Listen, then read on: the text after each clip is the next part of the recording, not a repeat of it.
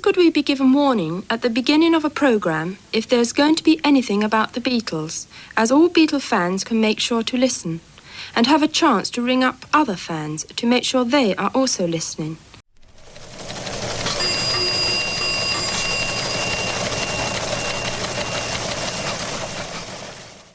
Hi everybody, this is John here. This is Paul, George, and Ringo.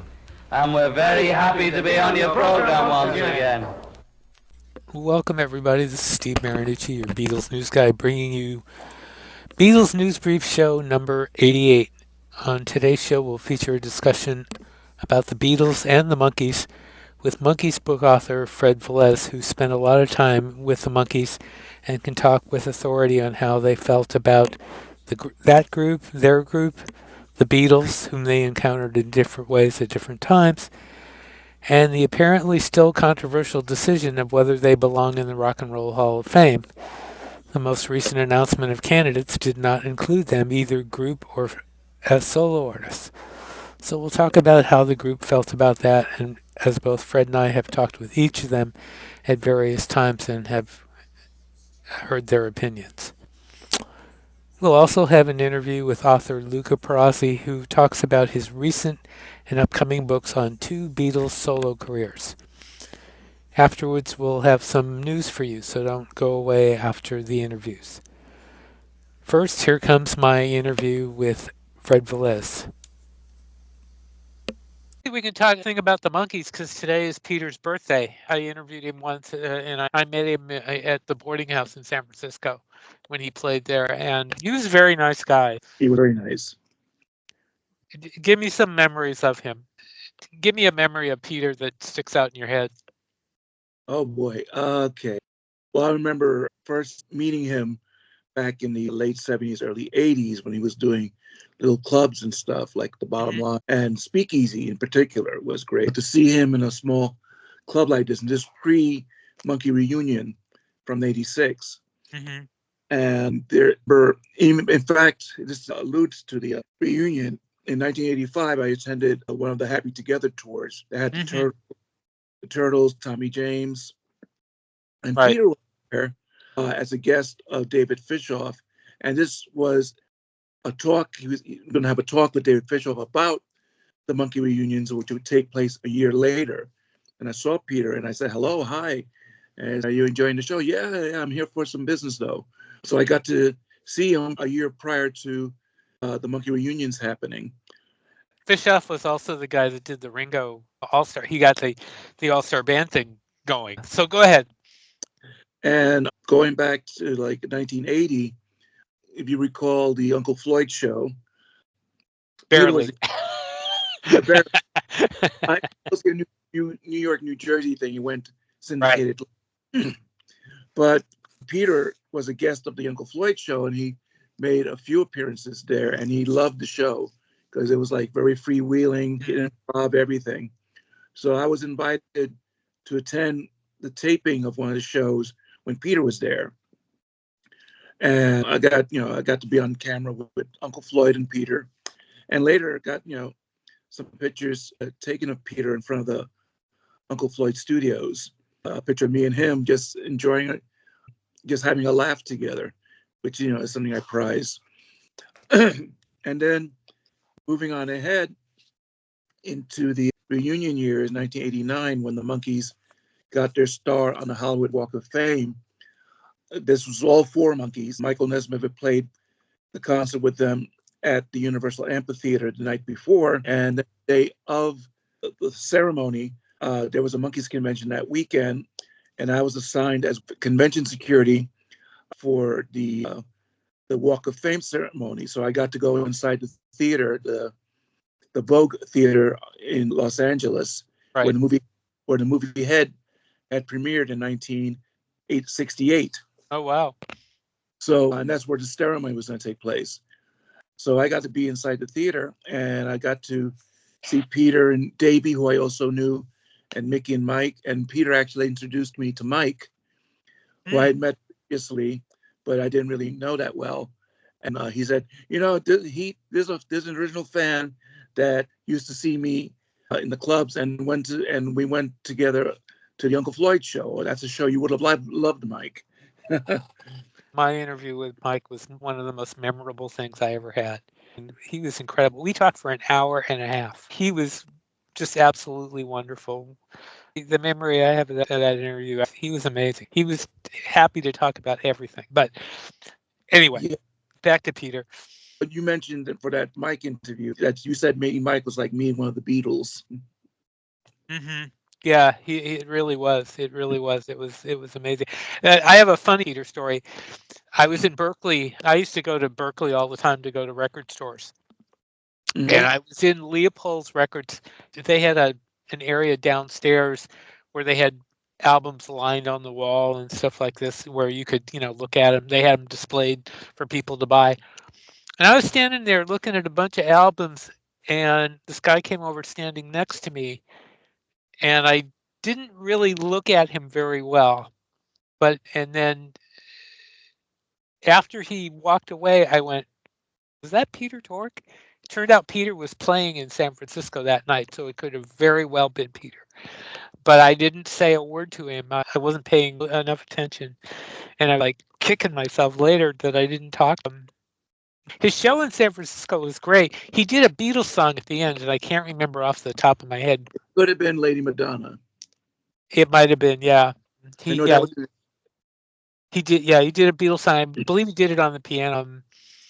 But it was a great, it was a really good show. It was a really, really good show, and he was very memorable. He was a great guy, and I hate to bring up an old wound, I suppose, but with the Rock and Roll Hall of Fame candidates coming out again, the Monkees, and I'm really pushing Nesmith because I think Nesmith.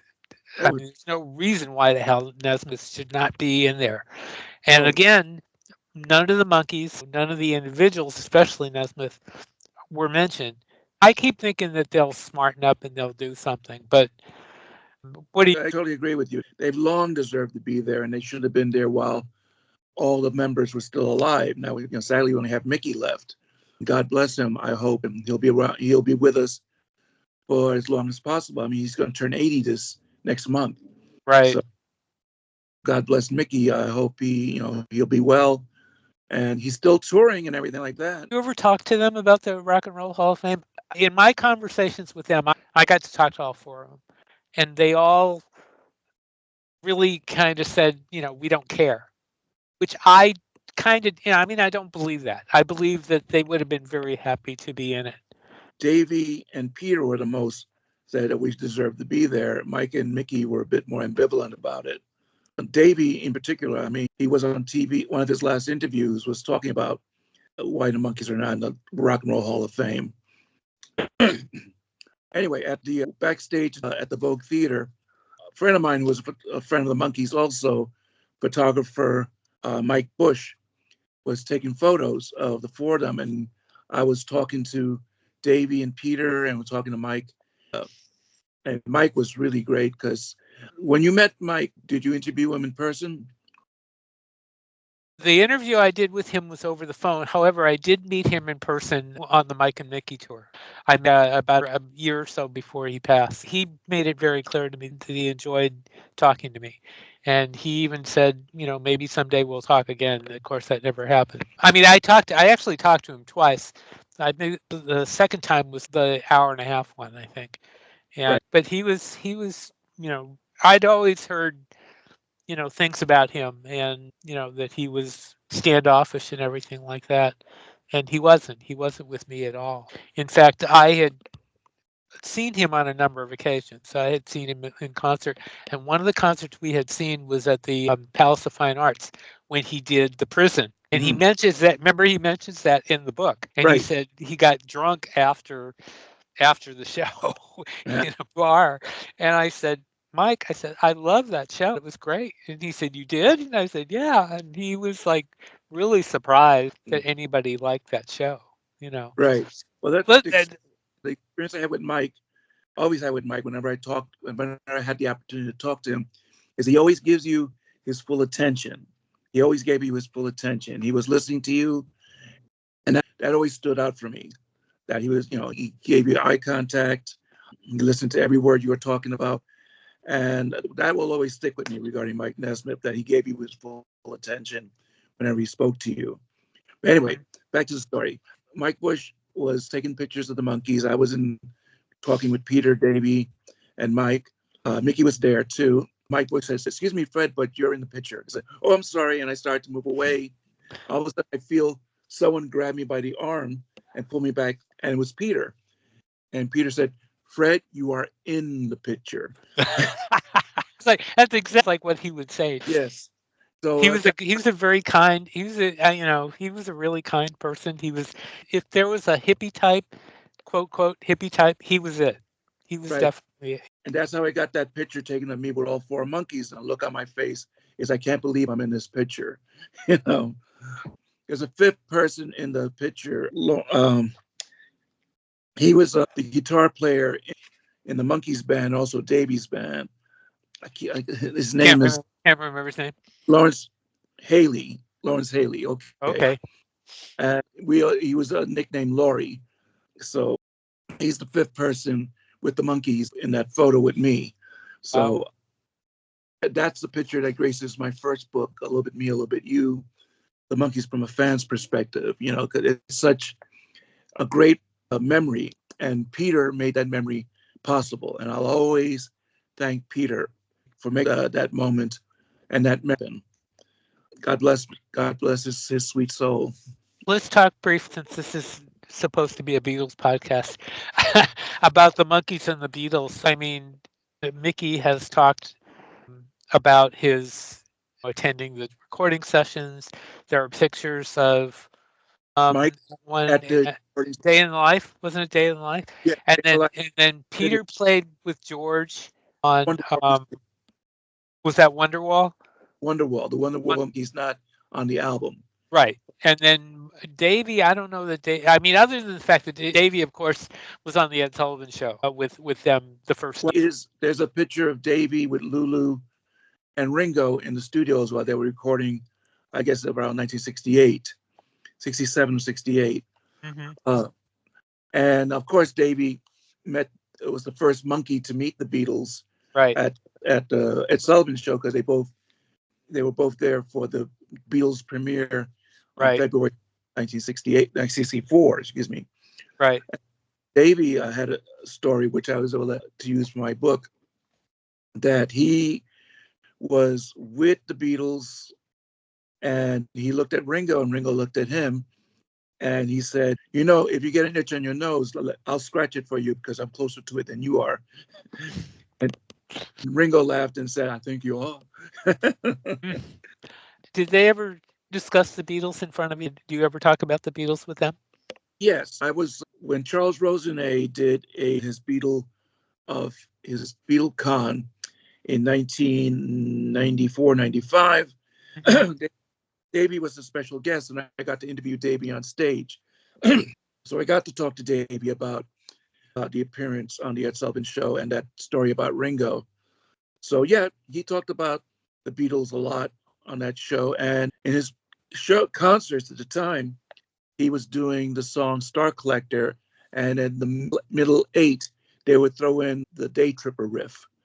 So that's how Davey would acknowledge the Beatles from time to time.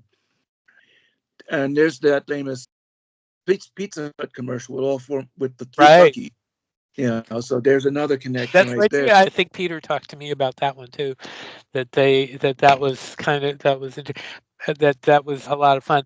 There's one thing, I don't know if I should tell you this, but when I talked to Davey the first time, because I talked to him twice, he told me about the Ed Sullivan Show that he had his eyes on Georgia Brown. Did he ever say anything like that to you? That he liked Georgia Brown? Well, Georgia Brown played Nancy in the production of and she was older than he was. Right, but he was like sort of his protege. And they were very friendly, but I think it was more like a brother-sister kind of relationship. Oh, okay. I mean, if you look up the video of Davey's, I guess, TV debut on America, on the Merv Griffith Show, Georgia Brown introduces him and he does sort of a melody of Oliver, and you see how chummy he is with Georgia, and Georgia is with him.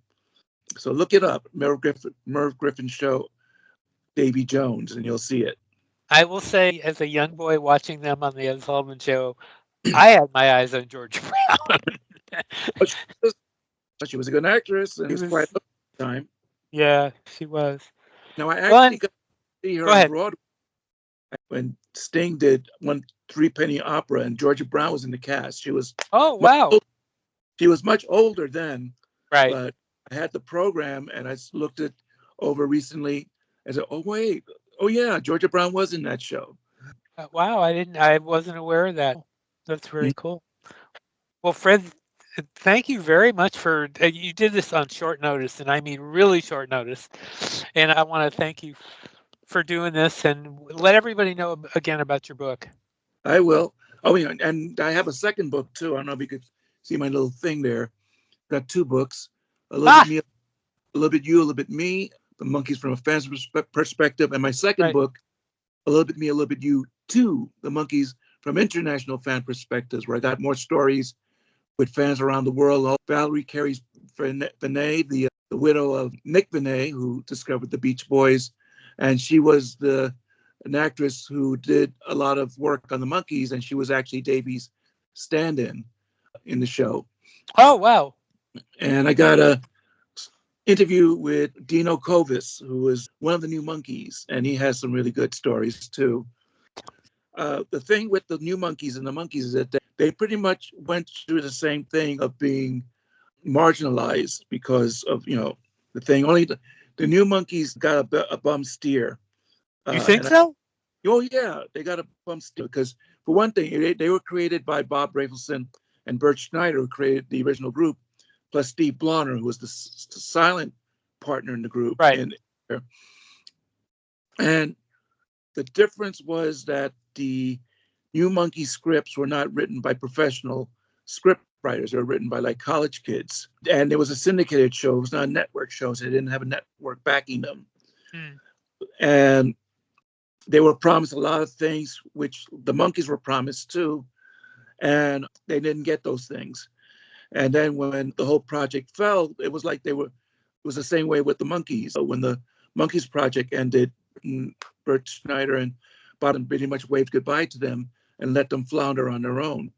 So that's what happened to the new Monkees. So that's where they had a lot in common. But whatever rifts there were between the Monkees and the new Monkees vanished a long time ago because the new Monkees appeared with Mickey on several occasions and with Mike. Oh, see, I wasn't aware of that. Wow. And Peter gave them a thumbs up too later on when he saw that they were performing with Mickey, and he said, "So great to see this," Yeah, and so any rifts between the Monkees and new Monkees have parted. The new Monkees are considered part of the Monkees family now. Wow. Are there any of the? I had to be honest, I haven't looked up any of their stuff on YouTube. Is there new Monkey stuff on YouTube? Their album, their only album, is available on iTunes and other streaming services. So really? Officially, so you could look it up, you could stream it, listen to it. There's good stuff. It's 80s pop, but it's very good stuff. So listen to it. It's really good. Some of the videos from the TV show, mostly the music videos, you could find. Just look up New Monkees and they should pop up. And the music videos are actually very good, are very well done. Are they any of the members doing anything now? Do you know? They are. Dino is in films. Jared Chandler works in films. He's an actor, and he's appeared as an extra and in roles in many different movies. Marty Ross still does music, and he's a DJ on the Monkey Mania radio station. Oh, okay. Is that where is that found? It's on. It's on. Let me just check for a second. Give me a moment. Sure. Hope I don't lose you. You went into a little box, but like I said, we're doing audio only, so it doesn't matter. All right. They're on live 365. Look up. That's what I was trying to think of. I was wondering if that's where they were. Okay. Right. Okay, so they're on Live 365. And that Right. it's just for anybody that isn't aware of that, Live 365 is like the Monkees version of the Beatles channel. Yeah, everybody knows it. It's been on for almost 4 years now and doing well. Unfortunately, Alan Williams, who created the station, passed away recently from cancer, but it's being continued by Mick Lawless. Okay. And Marty Ross has a show. He DJs on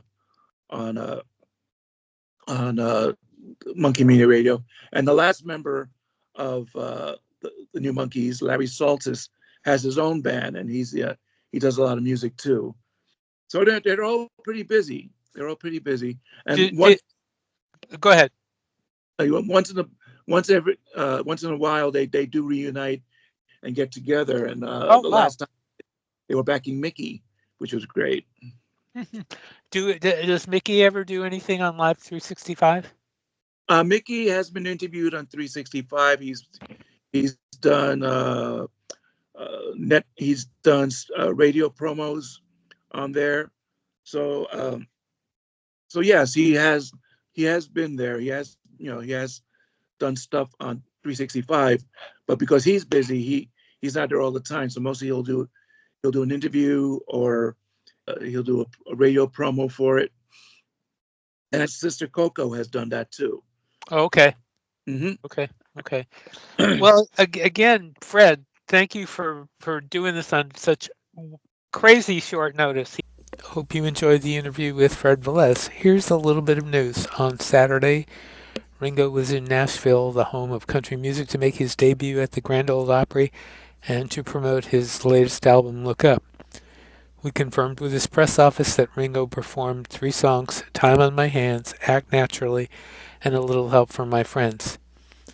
We have several videos of Ringo on stage posted on our Beatles News and Information site on Facebook, including one that has the full set.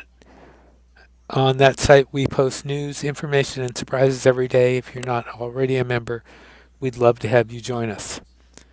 Next, let's bring on our chat with author Luca Perasi with a brief on what he's published right now and what he's working on. Here's Luca Perasi. How are you? It's been a couple of years since we've talked, hasn't it?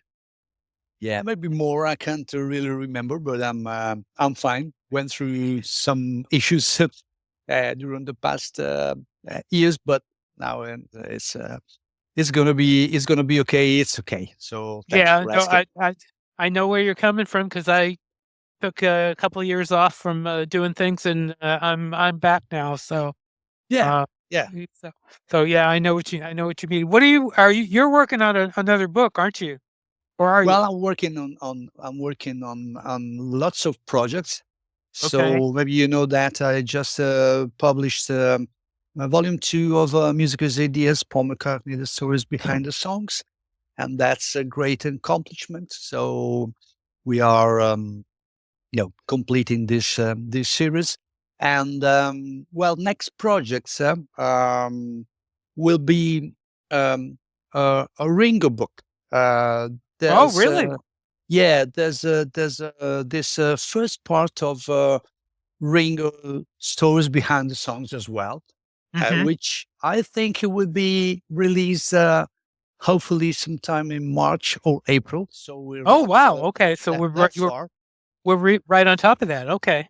Yeah, cool. And it will be 1997.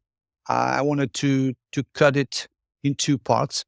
There's lots of things that Ringo has done from 1998 on, and so I think it's okay to split this mini series in 2 parts. And then on the McCartney field, I say, which is my main one. Right. I got a new book coming out on my series called Milestones. That has seen a book on Band on the Run last year, and next April as well there will be a book on Press to Play, which Wow. is kind of a neglected album. We all know why. It was not that successful, but I think it's an interesting uh, album as well. There's lots to discover, and so the book will be called "Press to Play: That Unmistakable A to Sound," which is quite self-explanatory, and yeah. So these are the two books that are coming out in the next month. Yeah. Oh, good. That sounds great. You're keeping very busy. I'm keeping very busy. Yes, yes. As I told you, I went through some issues on the health, on my health, which is improving now, and the Good. loss of my father. And then as a reaction, sometimes it happens that you have a burst of energy and activities and things you want to accomplish, and so that's why. So that's in the Beatles related field, but I got all the other projects as well. Okay. So there's Well, other we'll keep things. it we'll keep it to the Beatles related field for now. Yeah. But I look forward to talking with you when they're closer to when the Ringo book comes out, and we can talk about it in more detail at that point. Oh, sure, So, sure. it's good to talk to you again. And anytime you wanna talk to me and get the word out, I'm more than happy to talk to you. So, Absolutely. I will get in touch with you and send you the volume and do some promotion. Yeah. okay, all right, sounds Yeah. good. You take Yeah. it easy, Luca, and thanks for talking to me. Yeah. Thanks. Thanks to you, Steve. Great. Okay, bye-bye. Bye. Thank you. Bye-bye.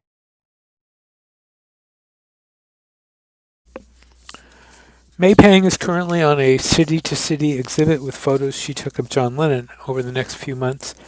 She'll be in Florida, Louisiana, Texas, Toronto, Canada, Oklahoma, Arkansas, Washington, D.C., Massachusetts, Maine, and New York. For more details on where she'll be, check out the website rockartshow.com. That's rockartshow.com. Julian Lennon is also doing artistic photo exhibits in Italy and New York. He has a virtual gallery at https://whispers.julian.com. And that's our show for today. Be with us next time for our next exciting adventure. I think I've been watching a little too many Rocky and Bullwinkle cartoons there. In any event, we'll hope you join us next time for some more discussion and information. Until then, this is Steve Marinucci, your Beatles news guy, saying, "Be seeing you."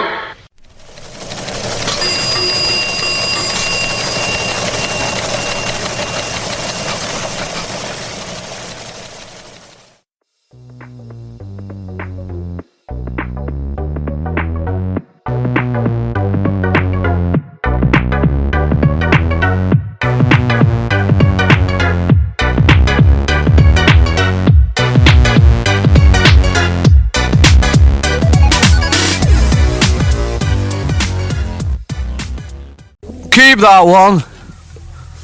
Mark it fab. What a show! What a show! Oh, wonderful! What